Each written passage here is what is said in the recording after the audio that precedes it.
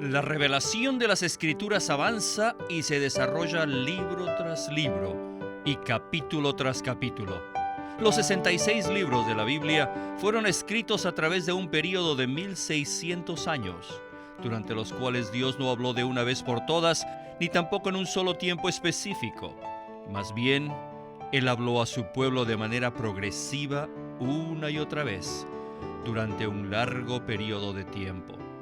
En los siguientes programas exploraremos Éxodo, un libro clásico del Antiguo Testamento a través de la rica percepción espiritual de Witness Lee, un fiel siervo de Dios, quien junto con Watchman Nee sirvieron en la China continental por más de 2 décadas, ministrando a Cristo Jesús como el centro y la circunferencia de la economía divina.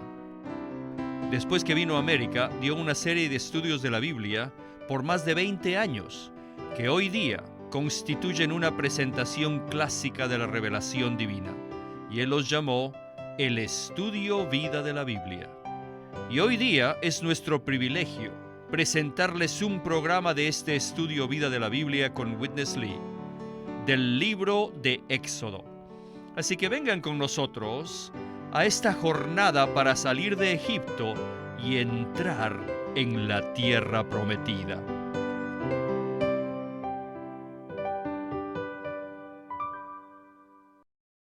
Bienvenidos a Estudio Vida de la Biblia con Witness Lee. Hoy nos complace traerles partes del mensaje que Witness Lee dio en 1979 en el Estudio Vida de Éxodo. Y para darnos sus comentarios está Eric Romero. Bienvenido, Eric, al Estudio Vida de Éxodo. Qué bueno es regresar para escuchar esta exposición maravillosa del libro de Éxodo. Bueno, en el programa anterior vimos que Dios usó la vida femenina para cumplir su propósito. ¿Podría usted ayudarnos a entender el significado de esto en la Biblia? Todos los creyentes de Cristo deben ser mujeres ante los ojos de Dios. En un sentido, todos los cristianos, tanto las mujeres como los hombres, somos hijos de Dios. Pero en otro sentido, también somos la novia, la esposa de Cristo. En 2 de Corintios 11:2, Pablo dice: «Os he desposado con un solo esposo, para presentaros como una virgen pura a Cristo».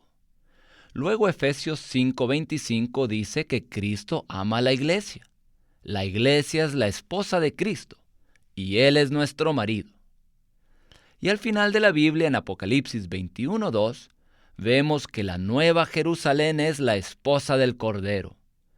Todo esto muestra que los creyentes tenemos la posición y debemos ser las mujeres ante los ojos de Dios. Ahora su pregunta: ¿cuál es el significado de la vida femenina? La mujer describe la vida de dependencia, que es la vida que debemos vivir, una vida que depende absolutamente de Dios. De la misma manera en que la esposa debe depender totalmente de su esposo, así nosotros debemos depender de Cristo para todo en nuestro diario vivir. Para ello debemos tomar a Cristo como nuestra cabeza. Cuando Cristo vivió en la tierra, dependía 100% de Dios el Padre. Asimismo, si disfrutamos de la vida de Cristo, que es sumisa y que depende totalmente de Dios, podremos llevar a cabo el propósito de Dios. En el Nuevo Testamento, el Señor mismo llegó a ser un ejemplo de la vida femenina en su vivir humano, ya que dependía de Dios el Padre. Sin embargo, Él hubiera podido tomar otra posición totalmente diferente. ¿No es así? Exacto, pero no lo hizo. Al contrario, en todo lo que hizo, Cristo dependía totalmente de Dios el Padre. Y ahora esta persona maravillosa vive dentro de nosotros y podemos vivir por medio de Él, quien es la vida que depende de Dios. En el capítulo 2 de Éxodo veremos unas mujeres cuya parte fue muy importante en esta historia. Así que empecemos ya el estudio vida con Witness Lee. This book, next chapter 1, as the first section. El capítulo 1 de Éxodo forma la primera sección Then chapter 2 as the second. y el capítulo 2 de Éxodo la segunda. In the first section, Como ya vimos, en la primera sección, el faraón esclavizaba a los hijos de Israel, y no solamente los esclavizaba, sino también los mataba. Luego, después de esa primera sección, la segunda nos da el relato de cómo Dios preparó a un Salvador para todos los hijos de Israel. Durante los tiempos de crisis, Dios siempre usa la vida femenina. Y en el capítulo 1 vimos que Dios usó a las parteras.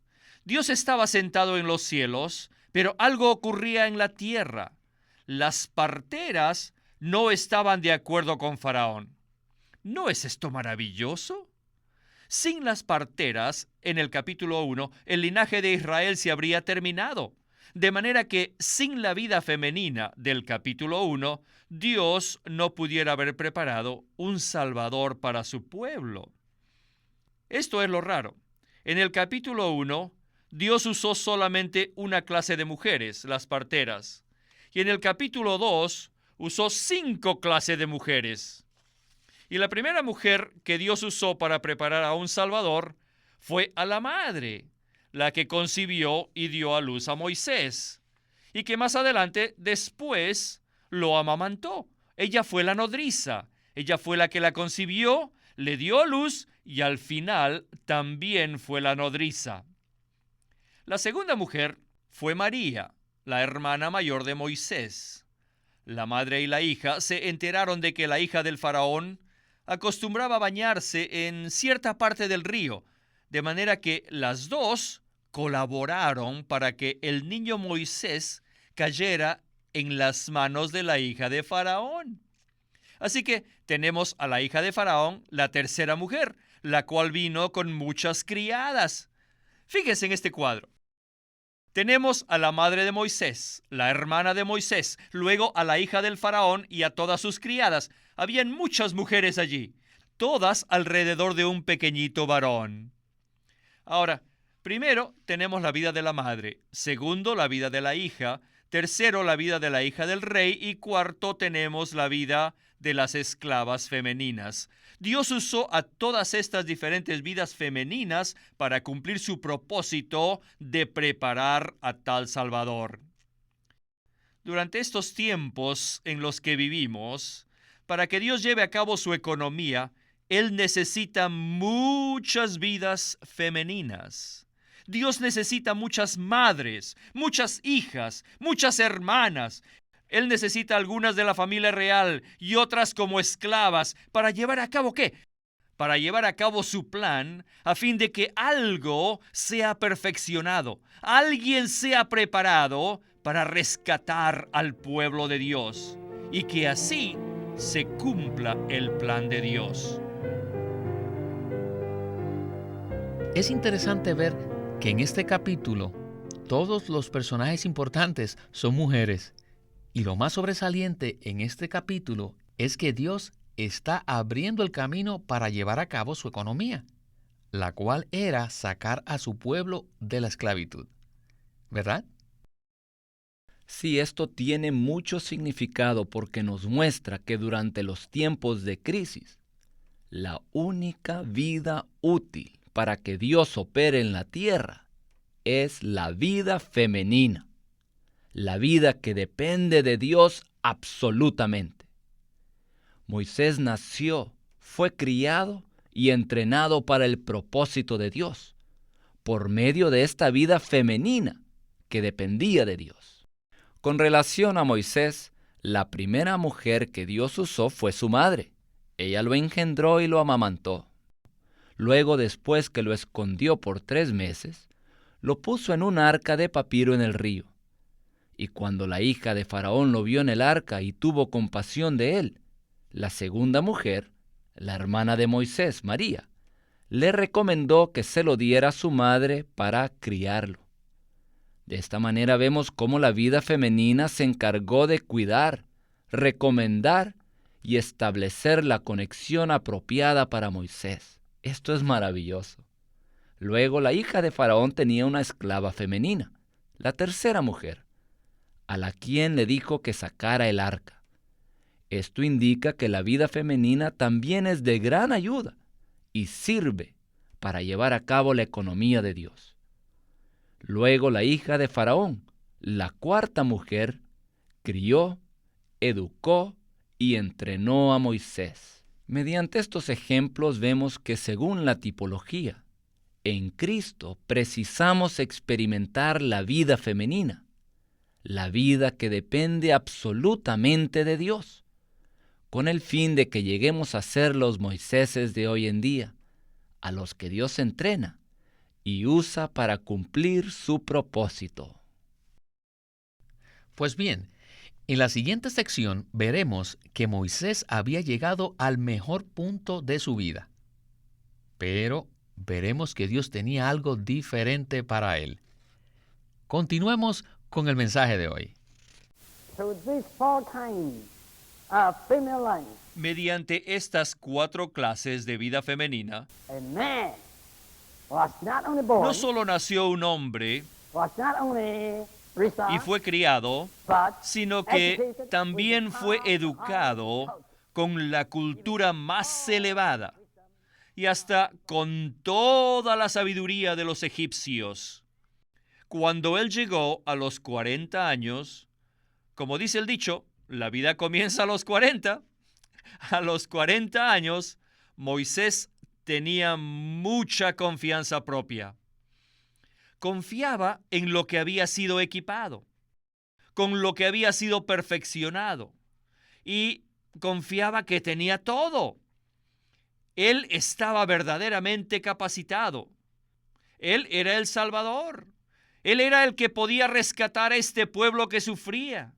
Así que él salió a ver cómo los israelitas se encontraban y estaban bajo la matanza de los egipcios. Y cuando él miró a un egipcio que golpeaba a uno de sus hermanos hebreos, y recuerden que él mismo había escrito su propia historia, el libro de Éxodo fue escrito por Moisés, y por lo tanto recordó lo que había hecho. Él mató al egipcio. Era muy natural, naturalmente valiente y naturalmente orgulloso. Pero Dios no usó eso, de manera que Dios tuvo que derribarlo. Imagínense, uno que fue criado por la familia egipcia real, con la cultura más elevada. A este Dios lo derribó de una posición tan alta hasta lo más bajo y tuvo que permanecer día y noche con el ganado. Y todo lo que hablaba, nadie le comprendía, por 40 años. Por cierto que él tuvo que dejar su idioma, su refinamiento del palacio real, y tuvo que aprender el idioma del desierto para poder hablarle al ganado. Tuvo que aprender otro idioma. En su hombre natural era elocuente y valiente, fuerte y poderoso, pero espiritualmente, después de los segundos 40 años, él se enteró de que no tenía nada, ni era nada. Todos debemos aprender esto. Para ser usados por Dios, necesitamos tener un corazón para Él, pero nuestras fuerzas naturales deben ser anuladas. Dios no usa nada natural, ni la elocuencia, ni la educación, ni la capacidad, ni el talento, ni la energía, ni la potencia, ni la fuerza. Todo lo que sea natural, Dios nunca lo usará. Dios usó 40 años para edificar un hombre tan fuerte en la vida natural, pero luego Dios utilizó otros 40 años para derribarlo, o sea, despojarlo de todas sus habilidades naturales. Esta es la manera en que Dios opera siempre. Él nos edifica y luego nos derrumba. Luego, si preguntamos, ¿por qué aprendió entonces Moisés toda la sabiduría de Egipto? Miren, para que Dios nos use, ciertamente necesitamos la sabiduría y el conocimiento, pero no sin ser procesados. Esto es no solo nuestra destinación, sino también nuestro destino. Acuérdense de esto. Dios nunca usará nuestra fuerza natural. Dios nunca usará lo natural. No hay duda que ahora el cuadro se entiende mejor. Al principio vimos a las mujeres y ahora a Moisés, el único varón, que a los 40 años, siendo él culto, educado y poderoso en palabras y obras, no valía nada para Dios. Eric, ¿no cree usted que sería razonable que Dios usara a Moisés cuando era muy fuerte? Sí, sería razonable, pero en la economía de Dios no sucede así. Cuando Moisés estaba en Egipto, él era un hombre muy poderoso, educado con toda la sabiduría de los egipcios, y a los 40 años mató a un egipcio, por lo cual huyó a otra tierra, y vivió ahí como pastor por 40 años. Y podemos decir que en el desierto, pastoreando ovejas, Moisés recibió su educación superior, donde aprendió a no confiar en su habilidad natural. Esto lo vemos en Éxodos capítulo 4, versículo 10. Cuando Dios lo llamó a los 80 años, escuchen lo que Moisés le respondió. Ay, Señor, nunca he sido hombre de fácil palabra, ni antes, ni desde que tú hablas a tu siervo, porque soy tardo en habla y torpe de lengua. Aquí vemos un contraste marcado con Hechos, capítulo 7, versículo 22, donde dice que Moisés era poderoso en sus palabras y obras. Pero 40 años después, él dijo, Señor, no sé hablar. ¿Qué pasó? Esto muestra que durante esos 40 años, Moisés había perdido toda la confianza en su capacidad natural. Y esto se aplica a nosotros, porque el Señor no desea usar nada nuestro, nada, sea nuestra capacidad natural, intelecto, energía o fuerza. Al contrario, Él quiere que dependamos de Él, que permitamos que Él sea nuestra energía, capacidad y combustible. Dios llamó a Moisés de una zarza que ardía, pero que no se consumía. El Dios triuno de Abraham, Isaac y Jacob ardía en la zarza, y desde ahí llamó a Moisés, lo cual muestra que Dios no quiere ni usa nuestra capacidad natural. Él desea ser nuestro combustible. El Señor mismo debe ser nuestro combustible, nuestra capacidad y nuestra energía. De manera que Dios estaba entrenando a Moisés para que llevara una vida en la cual dependía absolutamente de Dios. Y podemos orar, digámosle, Señor Jesús, quiero que tú seas mi fuerza y mi capacidad. Entréname a depender de ti absolutamente. Transfórmame a fin de que sea un siervo útil para tu propósito. El hermano Lee fue muy impresionado y afectado con este cuadro de Moisés, especialmente en cuanto al servicio del pueblo de Dios. ¿No fue así?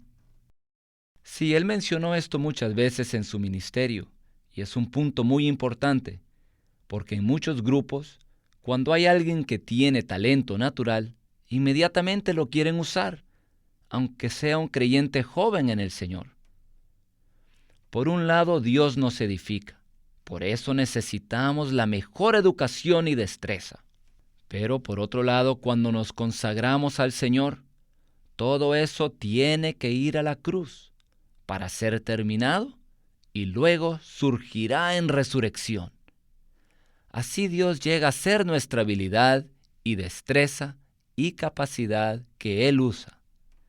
Entonces se manifestará que Dios es nuestra fuerza, habilidad y el todo para nosotros. En la última porción del mensaje de hoy veremos que la vida masculina sí es útil después que se desarrolla y madura bajo la mano de Dios. Quisiera entonces que leyéramos los 3 últimos versículos del capítulo 2 de Éxodo. Y dicen así los versículos 23 y 25. Aconteció que después de muchos días murió el rey de Egipto, y los hijos de Israel gemían a causa de la servidumbre, y clamaron, y subió a Dios el clamor de ellos con motivo de su servidumbre. Y oyó Dios el gemido de ellos, y se acordó de su pacto con Abraham, Isaac y Jacob. Y miró Dios a los hijos de Israel, y los reconoció Dios. Con esto, vayamos a la conclusión del mensaje. Moses was raised up, Moisés fue criado adopted as a son by Pharaoh's daughter. y adoptado como hijo por la hija del faraón, He was fed by pero fue tomado por una esclava, una mujer de nuevo. Pero luego fue absolutamente rechazado por los hombres. Inmediatamente después de ser rechazado, de nuevo una mujer vino a recibirlo. Nosotros debemos recibir todo lo que Dios ha criado. ¿Y cómo recibieron a Moisés? Fue rechazado porque fue muy atrevido, porque asesinó. Ahora, fue recibido porque estaba ayudando a los que son más débiles, a los que sufren. Moisés los ayudó. No hay duda que Moisés fue perfeccionado por la mano de su suegro Jetro, y Séfora era su esposa. Así que él estuvo bajo esa mano que lo perfeccionó. Ahora, tal vez pensemos que basta lo que presenta este capítulo, pero no es así. Al final del mismo, dice algo que muestra la necesidad de un Salvador. Ven, al final dice que los hijos de Israel clamaban y gemían a causa de su servidumbre, y clamaron a Dios, y el clamor de ellos subió a los oídos de Dios. Así que Dios se acordó, ¿de qué?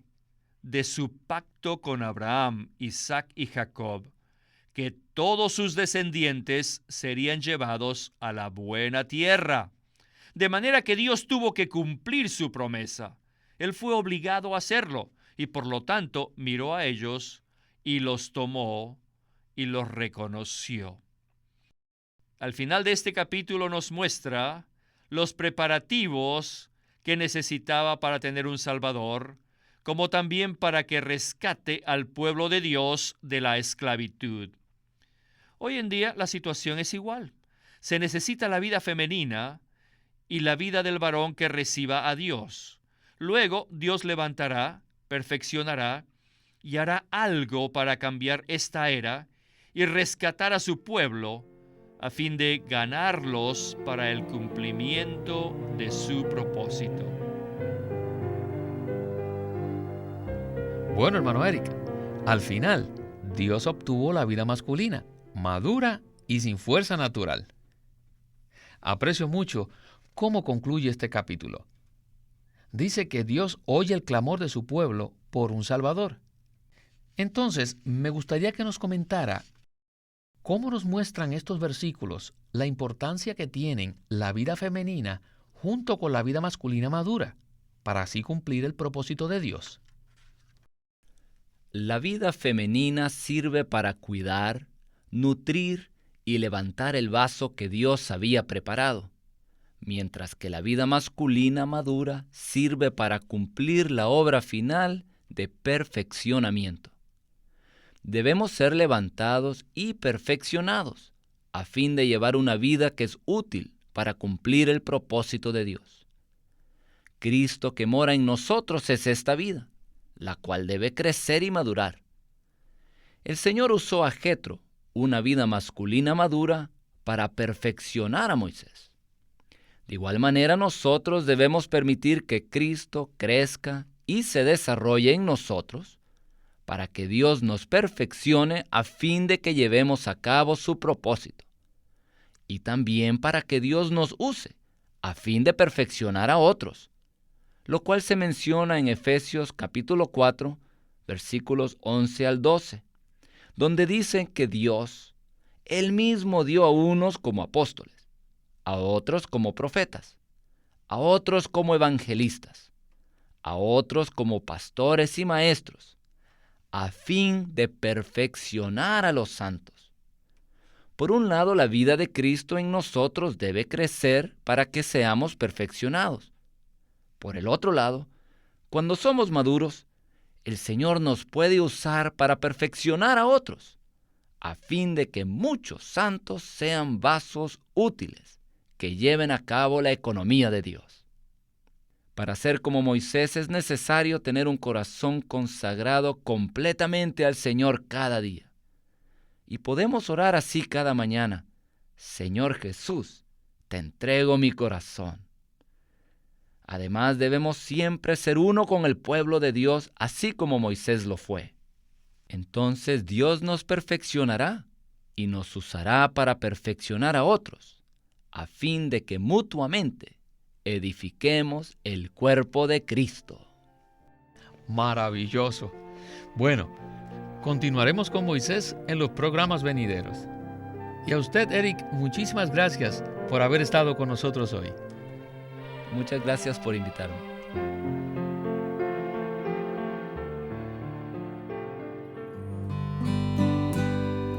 Living Stream Ministry es una casa publicadora de los libros de Watchman Nee y Witness Lee. Y queremos decirles que entre ellos hay uno titulado El Árbol de la Vida. Cuando Dios creó al hombre, lo puso al frente de dos árboles: el árbol del conocimiento del bien y del mal y el árbol de la vida. Con la advertencia que Dios hizo al hombre de no comer del primer árbol, le insinuaba su deseo de que comiera del árbol de la vida, lo cual significa que el hombre debía tomar a Dios como su suministro de vida.